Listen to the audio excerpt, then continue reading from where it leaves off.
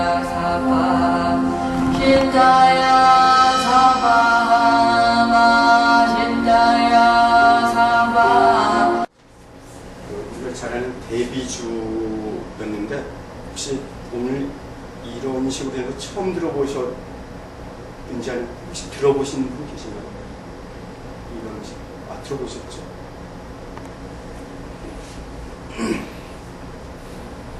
이 배경음악이 이 시작할 때 끝날 때 파도 소리 들리시죠? 이렇게 자료는 가끔 이런 얘기를 해야 되겠다고 준비해 오면서도 전에 제가 이거 시작하면서 말씀드린 게 구조화되어 있거나 정형화되어 있거나 커리큘럼대로 이렇게 나가기보다는 그냥 그때그때 이렇게 하는 게 좀 편할 듯 해요. 왜냐하면 미리 준비한 거는 그때 결정된 거고 지금 여기에서는 새로운 기분이 자꾸 이렇게 형성된다는 걸 느껴서거든요. 그래서 잠시 앉아서 그런 생각하다 이 음악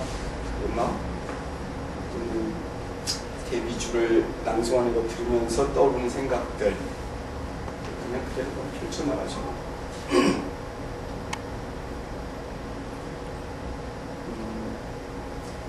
제가 늘 시각과 그 감성, 미학에 대한 얘기를 계속 저는 감성적 인식으로 받아들이자고 계속 얘기하는 건 이 말도 좀 되게 이렇게 복합적이죠, 이미 그죠? 인식이라고 하는 거는 그 지적인 활동, 다소 좀 좋게 얘기 사고 과정 이런 것들이 아주 치밀화되고 고도한 논리가 들어가면 철학화되겠죠, 그죠? 이런 감성이라고 하는 것을 갖다 두었을 때 이 감성의 대상은 무엇이고 그 감성을 느끼는 주체는 무엇이냐 또 그 감성의 결과가 무엇이냐 라고 파고 들어가면서 미학은 규정된다고 그랬어요. 그래서 지난번 시간에 저기 이제 동영상을 다시 이렇게 이제 보고 또 본 사람이 이렇게 검토를 해준 걸 듣고 좀 미흡하다든지 하는 걸 좀 보강하려고 하는 건데 그때 제가 그 메두사의 목 얘기를 메두사의 목을 잘 나오는 영웅 이야기를 좀 했을 거예요. 그때 그 설명이 좀 미흡했을 거라든지 또 미미크리에 대한 이야기, 시각에 대한 얘기를 하면서 그것도 좀 보충 설명을 하고 음악 얘기를 좀 할게요. 메두사는 우리가 잘 아는 것처럼 그 그림에서도 자주 등장하죠. 머리카락에 보통 배무되어 있는 그 요정의 하나인데 이 요정은 얼마나만큼 두려운 존재인가 하면 그 보면 보는 사람들이 모두 이렇게 돌로 굳었다 그래요. 메두사의 얼굴을 보는 순간 두려움 때문에 모든 감성이 오그라붙는 거죠. 굳어질 정도로. 그래서 이 메두사의 목, 누구도 접근하기 힘든 메두사의 목을 잘라보라 그러니까 그때 황금방패를 가져가서 거울처럼 비춰주는 얘기를 했죠. 그렇죠? 그래서 여기에는 바라보면 시각의 출발점에는 살아있는 메두사지만 이걸 보고 내가 인식했을 때는 이미 돌로 굳어진다는 거예요. 그래서 어떤 시각이라고 하는 것의 그 시작점과 종결점 사이에서 나타나는 미묘한 현상들이 바로 미학의 핵심이어서 메두사 얘기를 미학자라기보다는 인식론자들이 가끔 이런 얘기를 좀 하고 있는 거예요. 그래서 우리가 어떤 대상을 바라보았을 때 또는 새로운 인식이 내 속에 들어왔을 때 이전과 이후는 나는 변형되어 있는 거예요. 그것 때문에 제가 지난번에도 그 미미크리라고 하는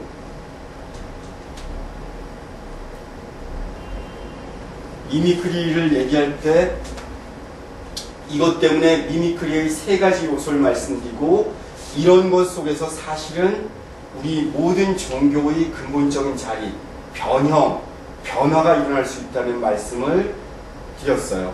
그리고 이런 변화를 찾아가는 이 시각 요소 중에 하나가 전에 언젠가 유마경 얘기를 하면서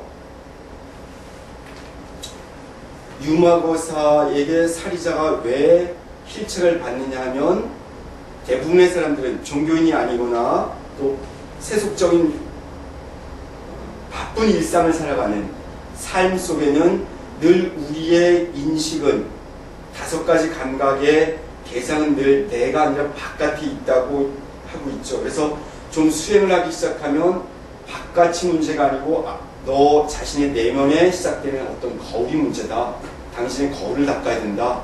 당신 마음에 비춰지는 투영이라고 얘기를 한다고 했죠. 그런데 유마경에서는 이런 것들을 바탕으로 이해를 좀 더 치밀하게 하면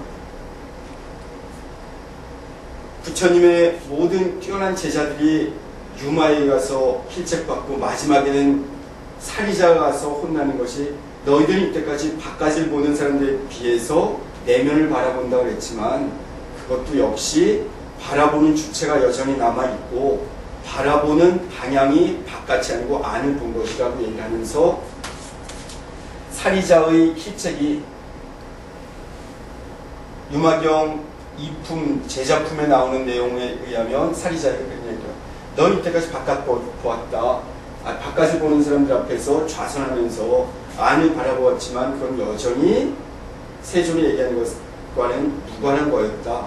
참된 중도의 자리라고 한다면 세존이 얘기한 참된 바라보는 주체도 없고 방향성도 상실한 그런 자리다. 다시 말해서 안도 아니고 바깥도 아닌 그 자리를 얘기했다라고 얘기를 했어요. 그래서 이렇게 어떤 감성적인 인식이라 하더라도 시작점과 종결점 사이에 미묘한 찰나간에 나타나는 현상들. 왜냐하면 우리의 인식 구조는 의미망 속에서 재해석을 거쳐 나가는 거거든요.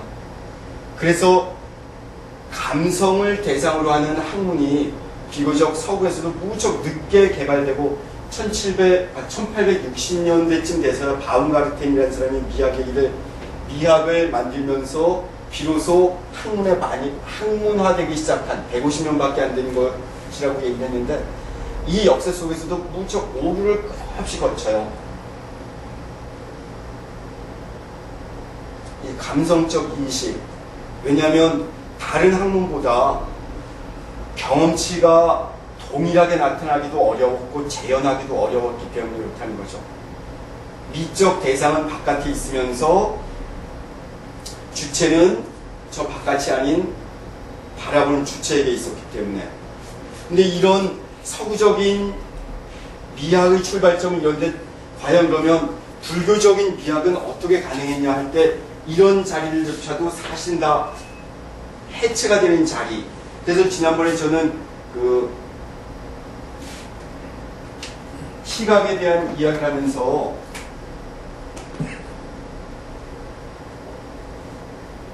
카메라 루시다와 옵스쿠라를 얘기했던 거예요. 이렇게 두 가지로 나뉘어졌을 때 불교 사상사 전체를 어떤 점에서 카메라 루시다에 해당되는 부분을 결국은 아르야식을 규정해내려고 했던, 그리고 나중에 종교 혼합주의자라고 제가 좀 다소 좀 부정적으로 얘기한 그 아티샤라고 하는 걸출한 종교학자마저도 저는 오히려 종교 혼합주의자라고 얘기하면서 여기에 이 부분에다가 저는 유식을 놓자고 얘기했던 거고, 옵시크라에 대해서 중관을 놓으면 비교적 좀 이해는 될 테지만 사실 이런 자리라 하더라도 여전히 어떤 보는 주체는 여전히 상정하고 있거든요.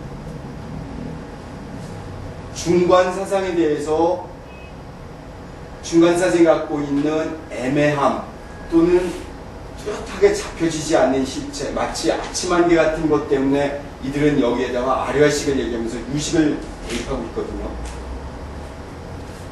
이제 부처님이 얘기한 자리는 사실 이런 것들도 근본적으로 무화시키는 자리. 그래서 제가 계속 얘기하지만 어떤 제로 포인트를 자꾸 얘기했던 거예요. 우리의 어떤 수냐타라고 하는 공성에 참된 자리는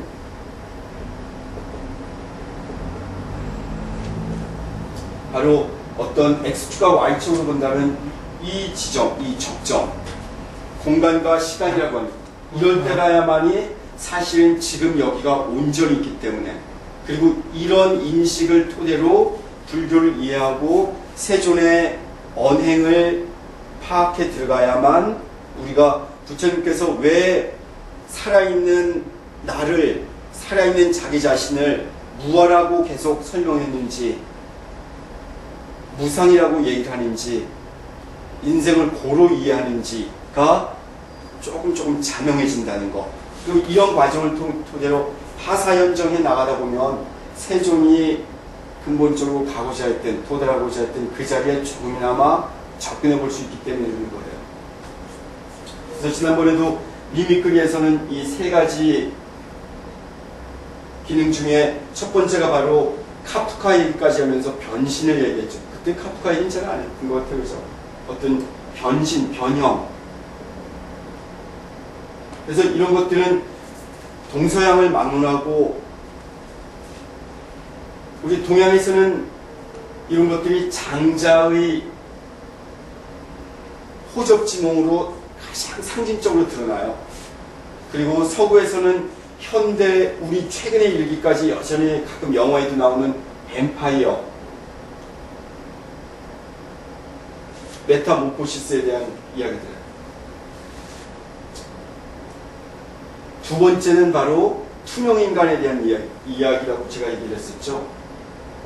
디스가이스 얘기하면서 이 투명인간의 실체들 속에서 우리는 바로 어떤 부처님이 얘기한 우리 투명인간이 되면 뭘 할 거냐라고 중고등학생들에게 또는 그냥 사람들에게 얘기하면 뭐 그런 얘기를 했죠. 제가 목욕탕 가서 보겠다든지 은행 가서 뭘 가져온다든지 이런 이야기를 했는데, 이거야말로 바로 세존에게 많은 제자들이 또는 외도들이 가서 질문을 하고 근본적인 해탈의 자리, 무상정각의 자리에 도달했을 때 나타나는 증거가 뭡니까 했을 때 바로 육신통에 대한 얘기들도 이것과 바로 있다고 얘기를 드렸을 거예요. 우리 생각해보면 뭐 그냥 타신통, 신족통 뭐 이런 얘기들, 누진통은 바로 이런 투명 인간이라고 하는 이 미미크리의 두 번째 요소와 맞닿아 있어요. 세 번째 이야기가 바로 시각적인 이야기. 근데 이 시각이 바로 어떤 우리 인간을 근본적으로 불안하게 만드는, 그래서 제가 그 CCTV를 생각하면 될 거라고 얘기하면서 권력이 왜 감성적 인식을 추구하는 미학자들을 탄압하려고 하는지, 예술가들을 억압하려고 하는지, 대마초 이야기에서부터 마약 같은 걸 못하게 하는지, 그걸 마치 부정적인 것으로 얘기하는지, 그래서 어떤 대중을 통제하려고 하는 그런 얘기를 말씀드렸죠. 이런 식으로 본다면 결국은 우리가 이런 종교적인 수행을 하는 것들이 사실은 어제와 다른 새로운 삶을 살아가려고 노력을 함에도 불구하고 어떤 이 권력을 가지고 있는 또는 일반인들보다 좀 더 나은 어떤 능력을 가지고 있는, 자유자재하게 나비가 되기도 하고 인간이 되기도 하고 더 나아가서는 뱀파이어처럼 되고자 하는 이 욕망들 속에는 어떤 일반인들과 그렇지 않은 사람 사이에 차별을 전제하고 있다는 거예요. 제가 그래서 우리 보살님 보자마자 그런 얘기했을 때 조계사 근처에 이런 식으로 비난했던 건 바로 아차하면 우리는 조건화의 틀 속으로 들어가서 참된 나의 감성을 살아가지 못하도록 통제받고 감시당하고 조건화되고 교육받게 되거든요. 피교육생으로. 그래서 이 보는 순간 그러니까 자비령 참법이 있어서 좀 요 얘기를 하고 조금 더 정리할게요.